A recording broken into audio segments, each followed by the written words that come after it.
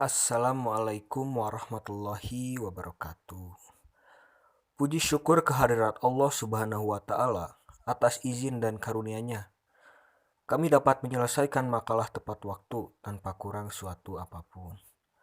Tak lupa kami haturkan sholawat serta salam kepada junjungan kita Rasulullah Muhammad Sallallahu Alaihi Wasallam. Semoga syafaatnya mengalir pada kita di hari akhir kelak. Amin ya robbal alamin. Kepada yang terhormat Bapak M. Andriana Gafar, MMPD, kami ucapkan terima kasih banyak karena telah mengizinkan kami untuk berpresentasi pada hari ini. A. Tujuan penyusunan untuk memenuhi tugas profesi keguruan. B. Manfaat penyusunan supaya lebih memahami mengenai kompetensi guru. A. Tujuan pembahasan. 1. Mahasiswa dapat memahami kompetensi apa yang harus dimiliki oleh guru atau dosen. Kedua, mahasiswa bisa melakukan kompetensi tersebut agar menjadi guru atau dosen yang profesional. B. Manfaat pembahasan. 1. Sebagai pedoman atau bahan pembelajaran bagi mahasiswa. Kedua, sebagai wawasan bagi para mahasiswa mengenai kompetensi guru. Di bagian 2 yang pertama ada konsep kompetensi guru. Kompetensi adalah seperangkat pengetahuan, keterampilan, dan perilaku yang harus dimiliki, dihayati, dan dikuasai oleh guru dan dosen dalam melaksanakan tugas keprofesionalannya. Kompetensi pada dasarnya mempunyai 6 unsur, yaitu yang pertama performance, penampilan sesuai bidang profesinya. Yang kedua, subjek komponen, penguasaan bahan atau substansi pengetahuan dan keterampilan teknis sesuai bidang profesinya. Yang ketiga, profesional substansi, pengetahuan dan keterampilan teknis sesuai bidang profesinya. Yang keempat, proses kemampuan intelektual seperti berpikir logis dan masalah kreatif membuat keputusan. Yang kelima, adjust, penyesuaian diri. Yang keenam, attitude, sikap, nilai kepribadian.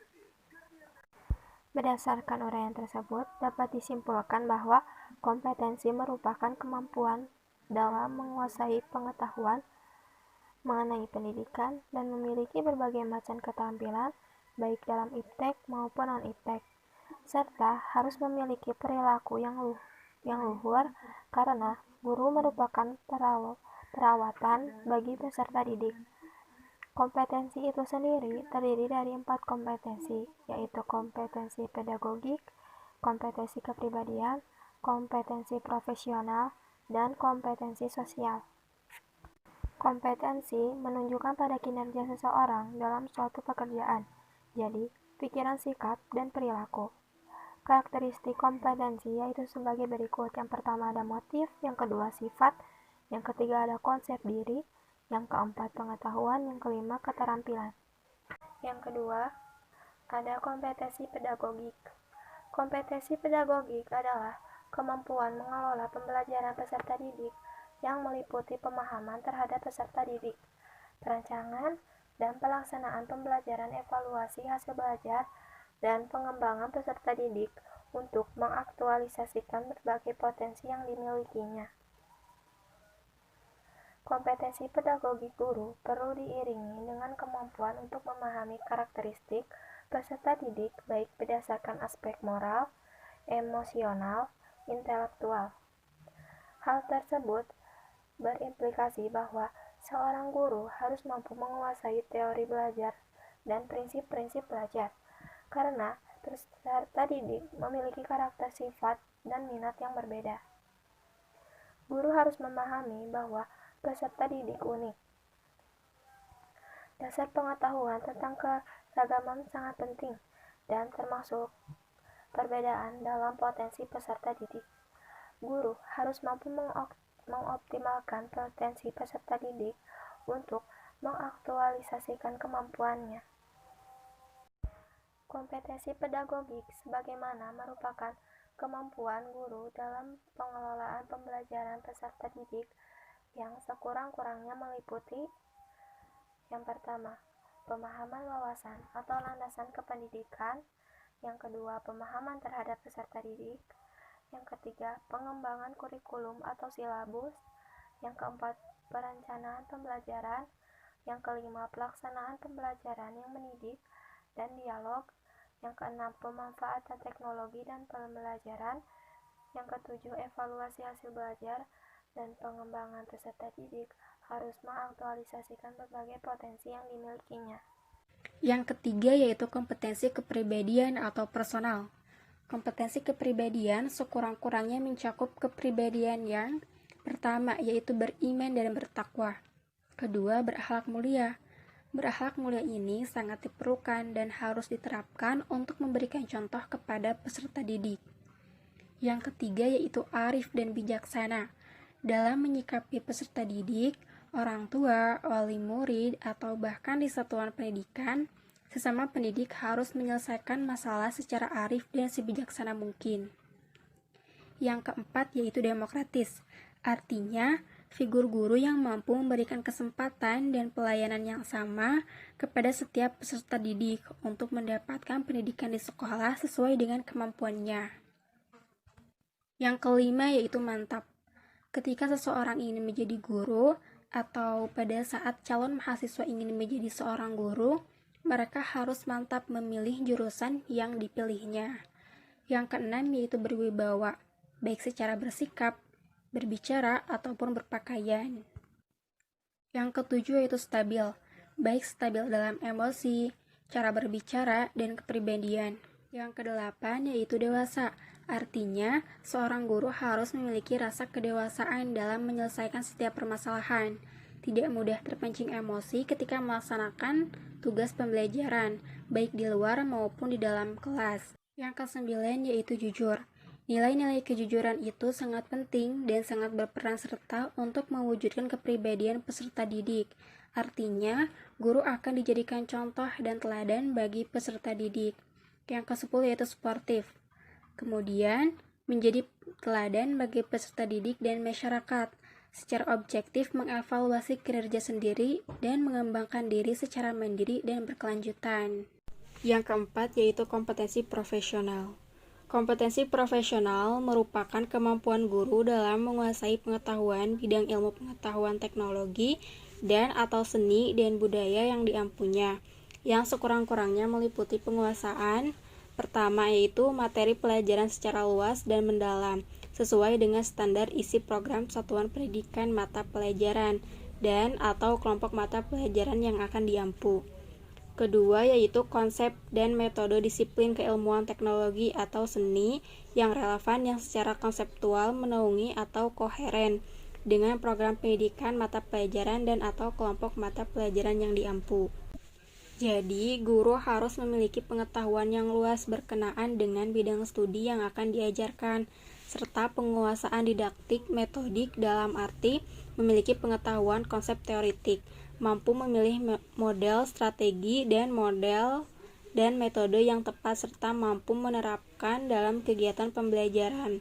Guru pun harus memiliki pengetahuan luas tentang kurikulum serta landasan kependidikan. Dengan demikian, kompetensi profesional merupakan kemampuan guru dalam penguasaan materi pelajaran secara luas dan mendalam. Proses belajar dan hasil belajar peserta didik bukan saja ditentukan oleh sekolah, pola struktur dan isi kurikulumnya, akan tetapi sebagian besar ditentukan oleh kompetensi guru yang mengajar mereka. Guru yang kompeten akan lebih mampu menciptakan lingkungan belajar yang efektif, menyenangkan, dan akan lebih mampu mengelola kelasnya sehingga belajar peserta didik berada pada tingkat optimal. Yang kelima, kompetensi sosial. Dalam PP nomor 19 tahun 2005, PP nomor 32 tahun 2013, pasal 28 ayat 3 butir dek dikemukakan bahwa yang dimaksud kompetensi sosial adalah kemampuan guru dari sebagian masyarakat untuk berkomunikasi dalam bergaul secara efektif dengan peserta didik, sesama pendidik, tenaga kependidikan, orang tua atau wali peserta didik, dan masyarakat sekitar. Guru di mata masyarakat dan peserta didik merupakan peralatan yang perlu dicontoh dan merupakan suri tauladan dalam kehidupan sehari-hari. Guru perlu memiliki kompetensi sosial dalam rangka mendukung efektivitas pelaksanaan proses pembelajaran, Melalui kemampuan tersebut, maka hubungan sekolah dengan masyarakat akan berjalan dengan harmonis, sehingga hubungan saling menguntungkan antara sekolah dan masyarakat dapat berjalan secara sinergis. Kompetensi sosial perlu dibangun beriringan dengan kemampuan guru dalam berkomunikasi, bekerja sama, bergaul simpati, dan mempunyai jiwa yang menyenangkan. Dengan demikian, Anne-Marie dari kompetensi sosial terletak pada komunikasi, tetapi komunikasi yang dimaksud adalah komunikasi yang efektif.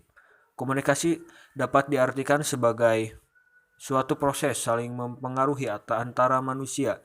Komunikasi juga merupakan keseluruhan daripada perasaan, sikap, dan harapan yang disampaikan baik secara langsung atau tidak langsung, baik yang dilakukan secara sadar atau tidak sadar, karena komunikasi merupakan bagian integral dari proses perubahan. Dalam PP nomor 74 tahun 2008, pasal 3 dijelaskan, kompetensi merupakan kemampuan guru sebagai bagian dari masyarakat yang sekurang-kurangnya meliputi kompetensi untuk 1. Berkomunikasi lisan, tulisan, atau isyarat secara santun. Kedua, menggunakan teknologi komunikasi dan informasi secara fungsional. Yang ketiga, bergaul secara efektif dengan peserta didik, sesama pendidik, tenaga kependidikan, pimpinan satuan pendidikan, orang tua peserta didik. 4. Bergaul secara santun dengan masyarakat sekitar dengan mengindahkan norma serta sistem nilai yang berlaku. Dan yang terakhir, menerapkan prinsip persaudaraan sejati dan semangat kebersamaan. Kemudian dari kelima kompetensi di atas dijabarkan dengan khusus berdasarkan jenisnya. Kompetensi guru pada satuan TK, RA, SD, MI, SMP, MTS, SMA, MA, SMK, dan TKLB, SDLB, SMP, LB, SMA, LB diatur secara detail dalam Peraturan Menteri Pendidikan Nasional Nomor 16 Tahun 2007 tentang standar kualifikasi akademik dan kompetensi guru.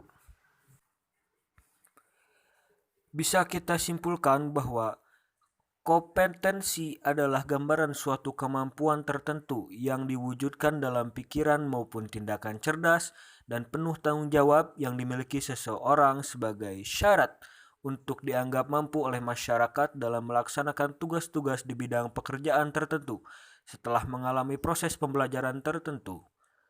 Kompetensi yang harus dimiliki guru ada 4, yaitu kompetensi pedagogik, kompetensi kepribadian, kompetensi sosial, dan kompetensi profesional.